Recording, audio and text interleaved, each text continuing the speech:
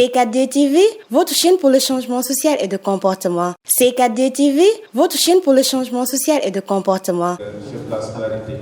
Et on va aussi procéder à un jeu de questions-réponses pour permettre aux étudiants de connaître davantage l'université, l'UFR, les départements et les filières. Ensuite, nous allons passer demain à une autre activité qui consiste à présenter les maquettes de chaque filière. Donc nous sommes répartis dans des salles dédiées. Chaque filière aura une salle et on va procéder à la présentation des maquettes. Donc c'est ça le programme et je donne la parole à Mme pour qu'elle continue dans le développement. Merci. Monsieur le chef du service administratif, CSA, M. Diédou, chers collègues, pères et chers collègues Bass, monsieur le chef du service administratif et financier du COUD, Michel Law, chers étudiants, distingués invités, je vous souhaite, en mon nom et au nom de tout le département des sciences sociales, les mots de bienvenue. Bienvenue, comme l'a si bien dit tout à l'heure Dr Si, dans les terres du Doukouman. Ces terres qui nous accueillent depuis l'ouverture de l'université 2019 et qui nous a très bien accueillis quand même.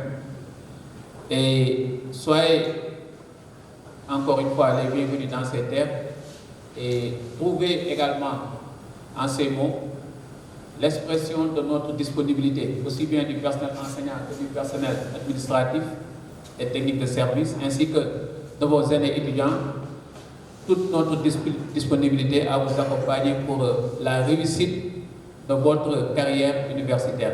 Merci.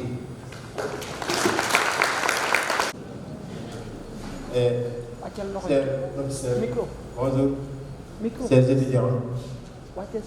Bon, c'est avec fierté et humilité que nous nous adressons, vous saluons et vous souhaitons la bienvenue aujourd'hui au campus de Café.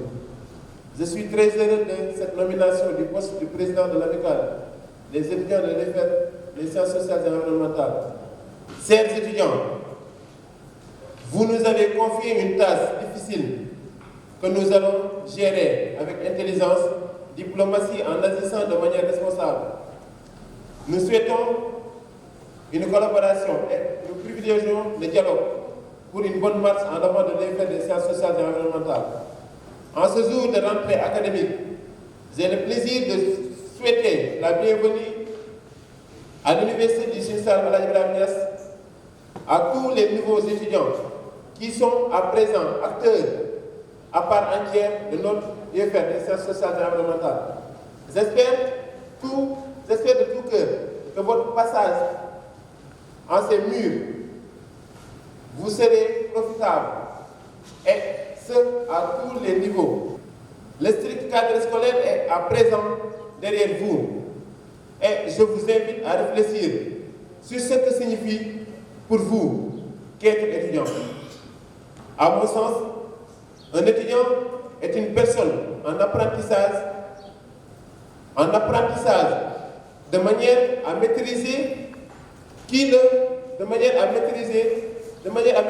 mèneront à un emploi dans le domaine qui lui correspond, bien sûr, mais aussi un apprentissage de compétences transversales, tout aussi important et recherché, qui l'aideront à s'insérer dans la société, non seulement en tant que professionnel, mais également en tant que citoyen.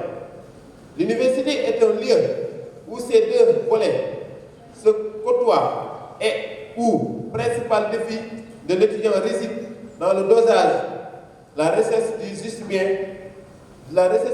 milieu entre apprentissage. Nous vivons dans une société en mouvement constant, particulièrement ici, au sein de l'université, qui cesse toujours à se renouveler et à se réinventer pour fournir une formation de qualité à ses étudiants. Pour parvenir à ce renouveau continu, l'université dans sa globalité a besoin de vous pour vos idées, votre investissement et votre engagement. Je vous souhaite à tous une excellente année académique. Du Sine-Saloum, donc l'université à vocation agricole. Il y a le PowerPoint qui est là, que je vais défiler. Donc, c'est une université, pourquoi une université agricole? Elle voudrait donc régler 3 problèmes auxquels l'Afrique, en général, le Sénégal en particulier, fait face, à savoir la sécurité alimentaire et nutritionnelle, la lutte contre la pauvreté rurale et l'agriculture durable. Donc, ce sont ces 3 problématiques auxquelles cette université cherche des solutions. Et vous savez que ces 3 problématiques donc, sont affectées, comme vous le savez, dans le monde entier d'ailleurs, par ce qu'on appelle le phénomène mondial qu'on appelle le changement climatique. Et oui. Donc, le grand défi auquel nous sommes confrontés en Afrique, c'est l'insécurité alimentaire. Depuis le 15e siècle, notre agriculture a été donc déstabilisée par le contact avec l'euro. On avait une agriculture donc assez équilibrée, mais entre le 15e et le 19e siècle, entre le 15e et le 20e siècle, nous avons assisté à un basculement donc d'une agriculture vivrière à une agriculture commerciale. Et vous savez, aujourd'hui, là où nous sommes dans le bassin arachidier. Ce n'est pas pour rien que cette zone s'appelle le bassin arachidier. Il y a une raison historique. Donc, cela crée donc une insécurité alimentaire et nutritionnelle.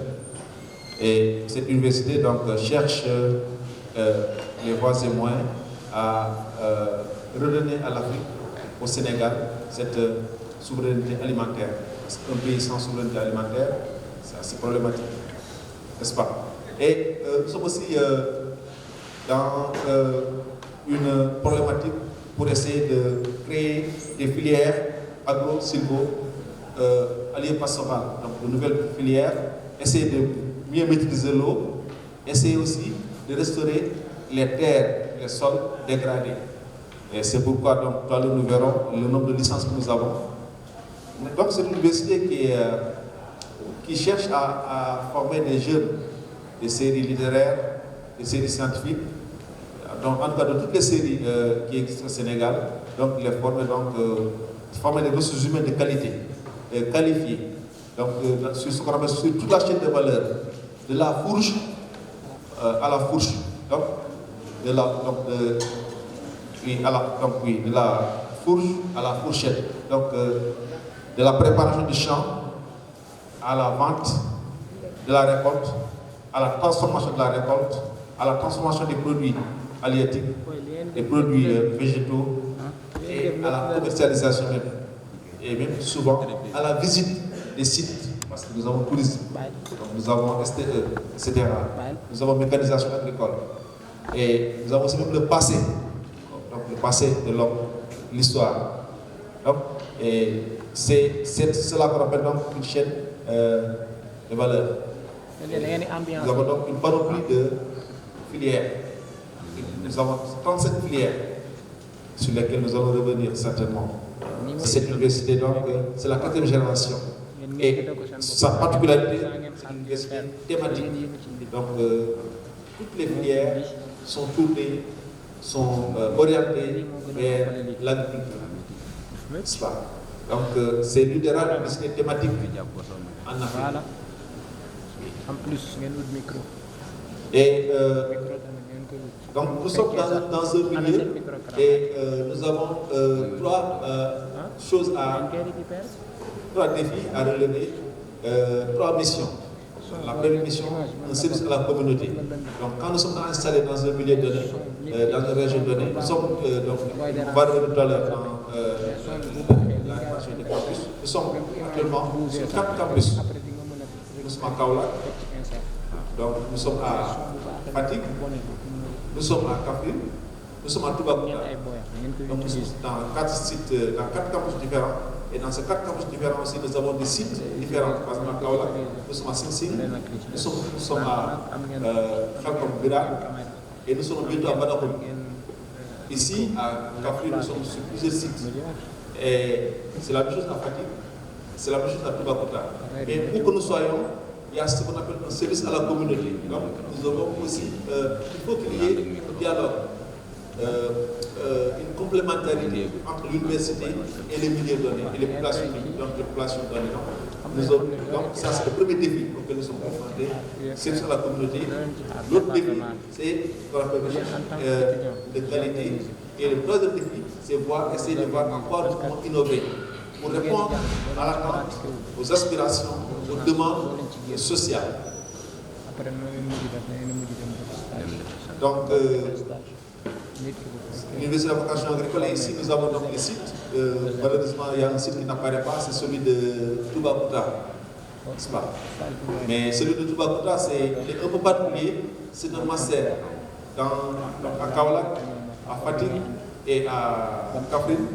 Nous avons donc 3 niveaux, licence 1, 2, 3, et avec des filières différentes. Mais à Toubacouta, nous avons un master. C'est le premier master de l'université qui est installé à Toubacouta, sur lequel on va revenir certainement. Le projet académique UCAIN, il s'inscrit dans ce qu'on appelle le système LMD. L comme licence, M comme master et D comme doctorat. Donc actuellement, dans beaucoup de pays du monde, à peu près dans 70 à 115% des pays du monde, dans les universités, il y a ce qu'on appelle ce système LMD. Donc, c'est un nouveau système d'enseignement avec des diplômes qui sont donc harmonisés. Donc, licence 3 niveaux, L1, L2, L3, master 2 niveaux, M1, M2, et après doctorat. Ça vous prend à peu près 3 à 4 années. Ici à Kaffrine, nous sommes loin des villes importantes. Kaffrine, c'est la périphérie. Il faut le reconnaître. Il fait chaud, il sec. Donc, il y a des personnes qui viennent parce qu'elles viennent, elles croient au projet UCAIN. Elles croient en nous. Elles croient donc à notre engagement. Parce que nous sommes engagés et ils nous suivent, ces personnes nous suivent dans notre engagement. Donc, vraiment, nous ne pouvons que féliciter, que remercier ces dizaines d'enseignants qui viennent, qui restent une semaine, 5 jours. Parce que ici, c'est le problème que nous avons. Quand vous avez un enseignant, il ne peut pas venir un jour à la rentrée. Il faut qu'il reste au moins 3 jours, 4 jours. Donc, on remercie tous ces intervenants qui viennent de loin. Et aussi, on a aussi un grand nombre d'étudiants qui croient aussi à notre projet. Parce que tout étudiant qui vient à Kaffrine pouvait aller à Saint-Louis, pouvait aller à Ziguinchor, pouvait aller à Bambey, pouvait aller à Dakar, pouvait aller à Diamniadio, pouvait rester chez lui, UVS. Donc si un étudiant décide de venir à Kaffrine aussi, c'est parce qu'il croit au projet UCAIN. Et donc nous remercions aussi ces étudiants qui viennent ici de notre marque de confiance. Et nous le réaffirmons notre disponibilité à les accompagner. Et ensemble, nous sommes engagés, nous sommes dans le même bateau. Donc nous sommes tous des passagers du même bateau. Et donc si le bateau arrive à bon port, nous arriverons à bon port. S'il n'arrive pas à bon port, nous n'allons pas arriver à bon port. Donc nous sommes ensemble. Nous sommes des partenaires pour la vie. Et notre sacerdoce, c'est vraiment vous aider à décrocher vos diplômes dans un laps de temps normal. Vous savez que les dernières années, on a perdu trop de temps ici à cause du Covid, etc. Mais vous comprenez ça. Mais en tout cas, on a un millier, donc nous avons des milliers d'étudiants, des hommes et des femmes. Et on doit reconnaître aussi que le département des sciences sociales est l'un des départements les plus importants de l'UCAIN. Parce que c'est le département qui accueille presque à 100% des étudiants littéraires. Et vous savez que la plupart des bacheliers au Sénégal sont des bacheliers littéraires. Donc, c'est l'une des raisons pour laquelle nous avons donc, un nombre important. Presque nous sommes le département le plus balèze, le plus lourd sur le plan numérique. Donc, ça aussi, c'est une fierté. Parce que vous, les étudiants, vous êtes comme des soldats, ou bien vous êtes comme des jeunes professionnels. Donc, derrière, il faut aussi qu'il y ait un personnel qui s'occupe de vous, pour que vous ayez un bon rendement. N'est-ce pas? Donc, j'ose espérer que vous êtes en de très bonnes mains. Donc, c'était cela, la présentation de l'UFR, la présentation de l'Université du Saloum. L'université, même si ça dépend du bourse, pour le moment, c'est UCNFM, effectivement, qui est là. Et qui accueille également nos étudiants, surtout ceux qui sont en comme en stage. Donc, c'est l'occasion également de les remercier. Je vais faire une présentation qui n'est pas longue parce que l'essentiel a été dit par le directeur de l'UFR, Dr Mahmoud aussi.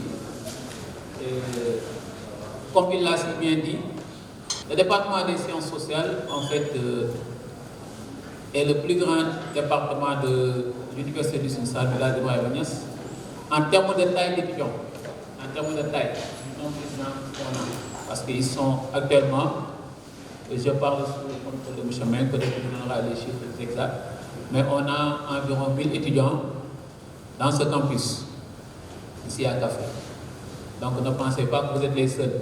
Il y en a d'autres qui sont là et d'autres qui sont actuellement en vacances provisoires et qui vont revenir bientôt pour continuer pour la L2. Donc, cette UFR, ou bien ce département, compte 5 licences.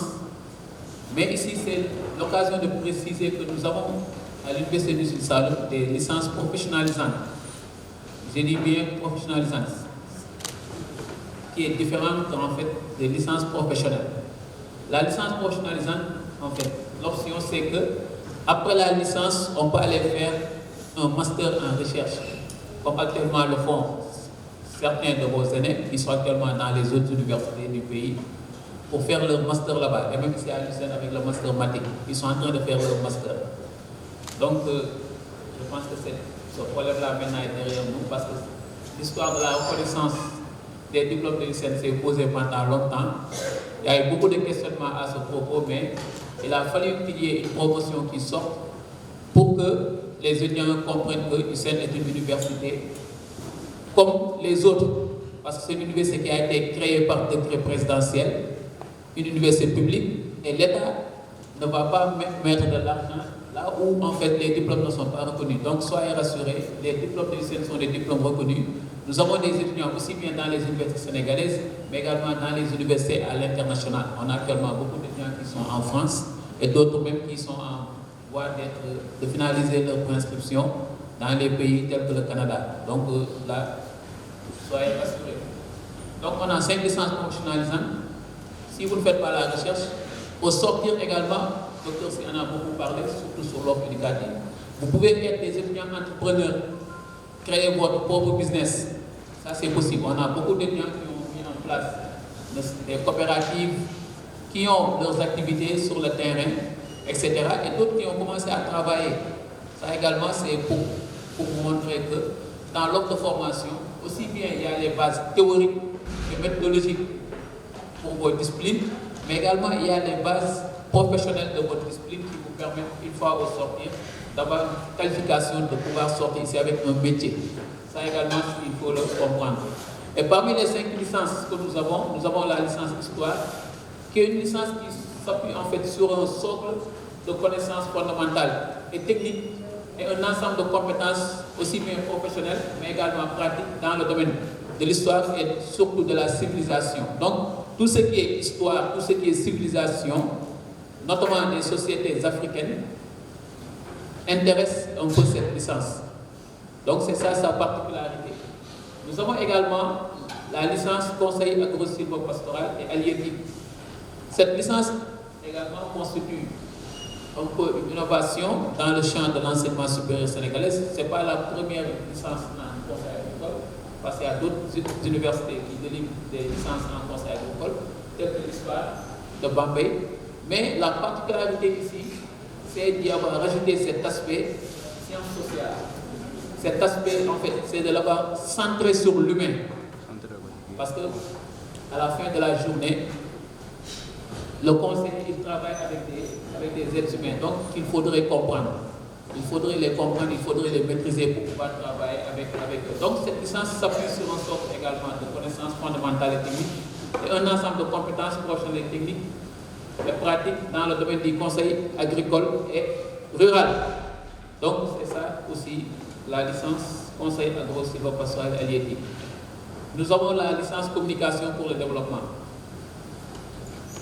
qui est en fait, Dr Sy en a parlé tout à l'heure. On a le CESTI, que tout le monde le connaît. On a l'UFR CREC de l'UGB qui forme des étudiants en communication et on a même des écoles privées, beaucoup d'écoles privées qui pullulent à Dakar, qui délivrent des licences de communication. Mais la licence communication pour le développement est la première du genre au Sénégal, qui offre une formation théorique et pratique en communication pour le développement. Parce qu'ici, on est dans le cadre de communication, en fait, de la communication pour le développement. Et ça, c'est une première au Sénégal. Dans les autres universités ou bien instituts de formation, c'est des licences ou bien c'est la communication institutionnelle qui est mise en avant.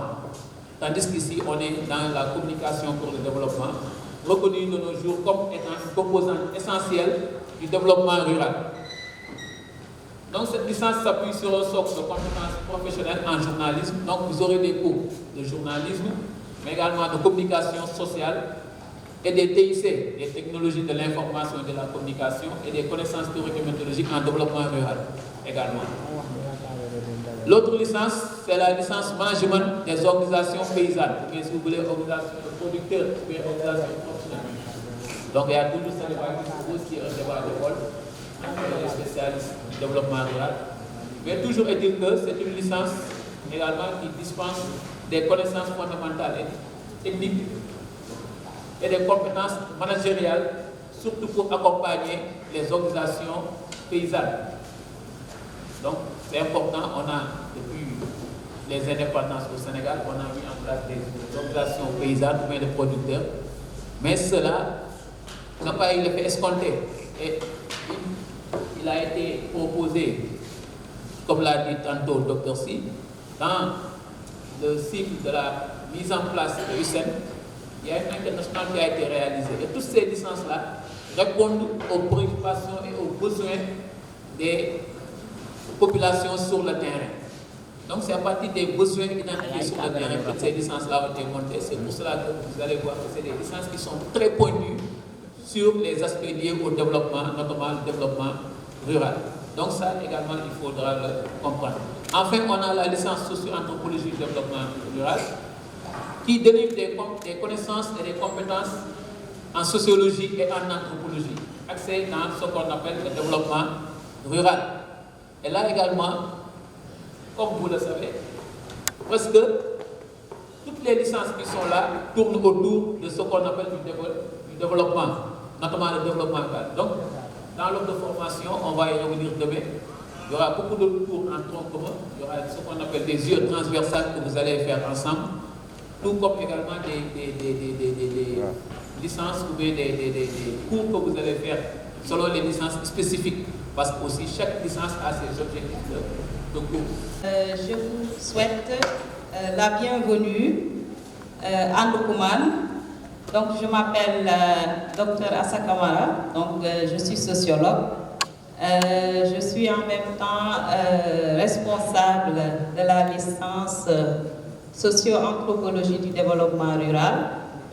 Et on aura occasion, avec les étudiants en L1, SAD, de se retrouver ensemble pour un petit peu présenter la maquette de formation et un petit peu les édifier sur les possibilités d'emploi. C'est vrai qu'en début d'année, les étudiants sont un peu perdus, les étudiants sont un peu inquiets, et je pense que demain, ça fera l'occasion pour nous d'échanger ensemble et aussi de voir les possibilités que vous avez avec la licence socio-anthropologie du développement rural.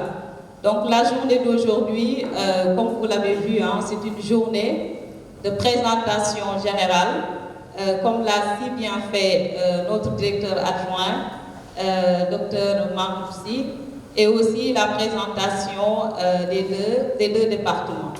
Et voilà, j'en profite vraiment pour vous souhaiter la bienvenue. C'est vrai qu'il fait chaud et ça s'est passé aussi à une période de Ramadan. Donc voilà, c'est tout ce que j'avais à dire. Merci beaucoup. Hein. Ok, merci.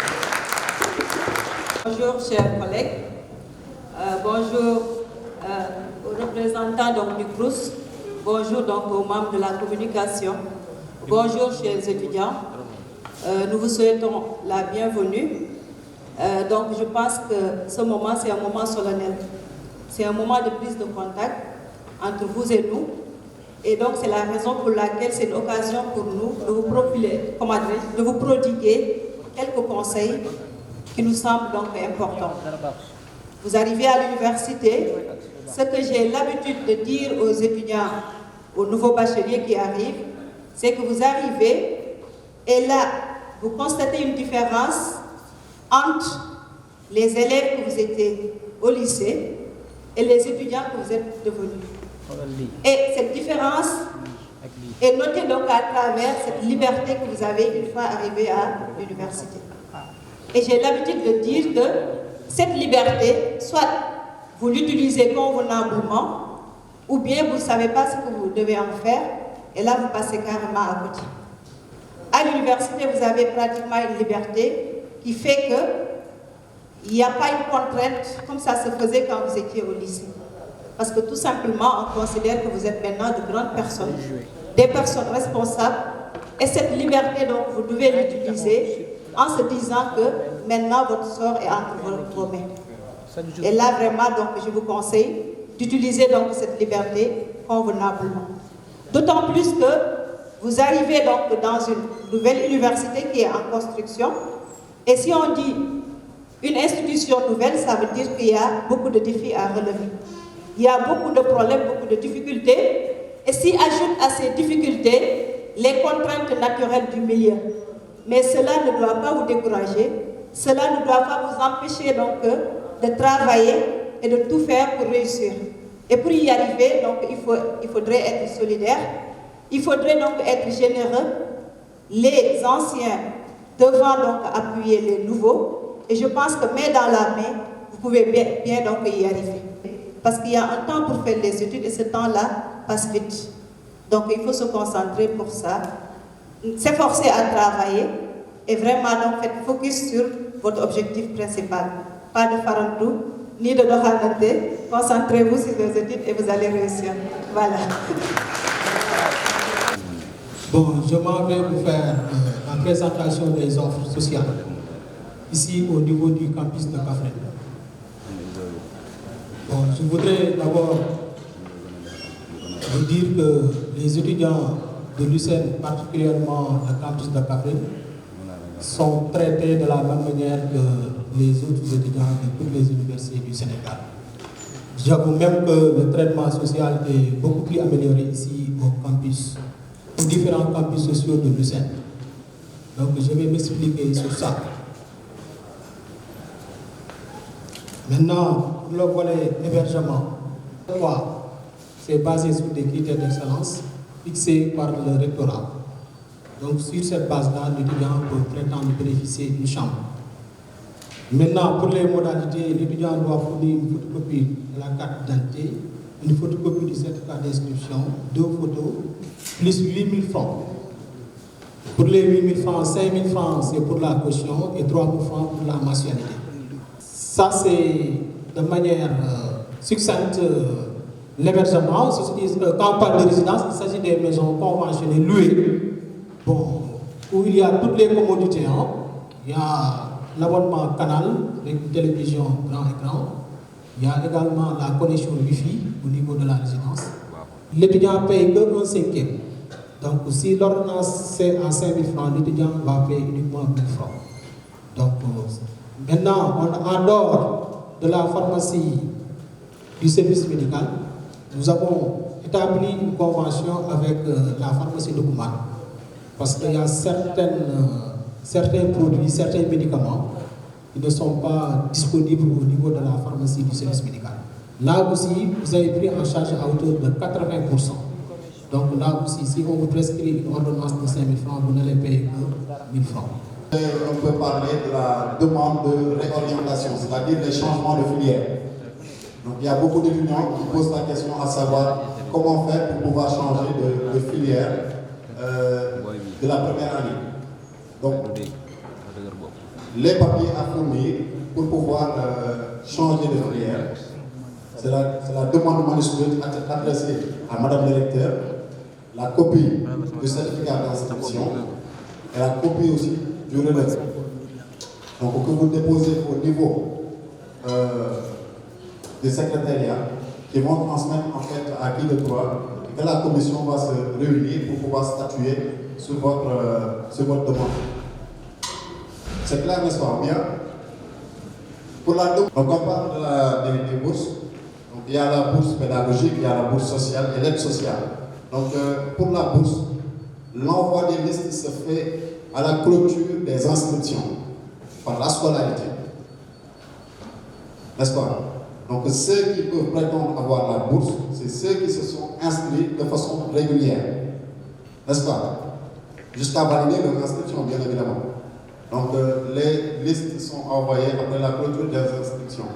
Donc, souvent, il y a un problème avec les réclamations. Donc, les réclamations se font auprès des PCS qui centralisent les réclamations et qui les envoient à l'administration, c'est-à-dire à la scolarité.